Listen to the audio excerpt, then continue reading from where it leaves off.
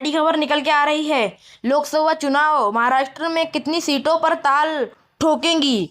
AIMIM अध्यक्ष ने किया ये ऐलान। महाराष्ट्र पॉलिटिक्स असदुद्दीन ओवैसी ने रविवार 19 फरवरी 2024 को महाराष्ट्र के अकोला में एक विशाल जनसभा को संबोधित करते हुए ऐलान किया कि वो महाराष्ट्र में इस बार पहले से ज्यादा सीट पर लड़ेंगे। ऑल इंडिया मजलिस ए इत्तेहादुल मुस्लिमीन एआईएमआईएम के मुखिया असदुद्दीन ओवैसी ने आगामी लोकसभा चुनाव से पहले बड़ा ऐलान किया है। असदुद्दीन ओवैसी ने ऐलान किया है कि उनकी पार्टी महाराष्ट्र में 4 सीटों पर लोकसभा चुनाव लड़ेगी। उन्होंने इस बात की घोषणा रविवार 19 फरवरी 2024 को सुबह के अकोला में किया। वो इस दौरान एक विशाल जनसभा को संबोधित कर रहे थे। अपनी इस जनसभा में ओवैसी ने न सिर्फ बीजेपी बल्कि कांग्रेस, एनसीपी और शिवसेना उद्धव गुट पर भी जमकर निशाना साधा। उन्होंने कांग्रेस और शिवसेना गठबंधन पर सवाल उठाए।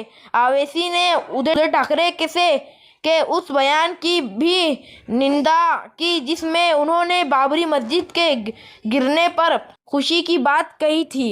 इन सीटों पर उम्मीदवार उतारने की तैयारी। ओवैसी के ऐलान के बाद चर्चा है कि एआईएम महाराष्ट्र की धुले, नांदेड़, भिवंडी और औरंगाबाद सीट पर अपने उम्मीदवार उतार सकती है।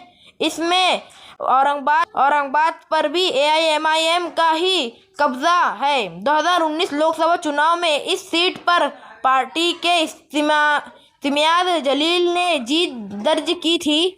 इससे पहले भी एआईएम से इस बात के संकेत दे चुकी है कि पार्टी 2024 लोकसभा चुनाव में महाराष्ट्र की 4 या 5 सीटों पर अपने उम्मीदवार उतार सकती है। 5 फरवरी 2024 को एआईएमआईएम की महाराष्ट्र इकाई की कार्यकारी अधीक्षक डॉक्टर अब्दुल्ला गफ्फार कादरी ने कहा था कि उनकी पार्टी महाराष्ट्र में 5 सीटों पर ताल ठोक सकती है। महाराष्ट्र पर इसलिए है सबका फोकस। दरअसल महाराष्ट्र में लोकसभा की 48 सीटें हैं। सीटों के मामले में यह संख्या यूपी की 80 सीट के बाद सबसे ज्यादा है। 2019 में हुए लोकसभा चुनाव की बात करें तो यहाँ बीजेपी और शिवसेना गठबंधन ने सबसे ज्यादा सीटें जीती थी। तब इन दोनों को 41 सीटों पर जीत मिली थी। इसमें से 23 पर बीजेपी जीती थी जबकि 18 सीटों पर शिवसेना ने जीत। यूपी गठबंधन को 2019 में सिर्फ 2 सीटों पर जीत, 1 सीट निर्दलीय के हाथ में आई थी। मुस्लिम वोटर कई सीटों पर निर्णायक भूमिका में। महाराष्ट्र की राजनीति में मुस्लिम वोट बैंक काफी अहम है। यहाँ कई ऐसे सीटें हैं जहाँ पर सीधे मुस्लिम वोटर जीत हार में निर्णायक भूमिका निभाते हैं। महाराष्ट्र में मुस्लिम आबादी 11,224 करोड़।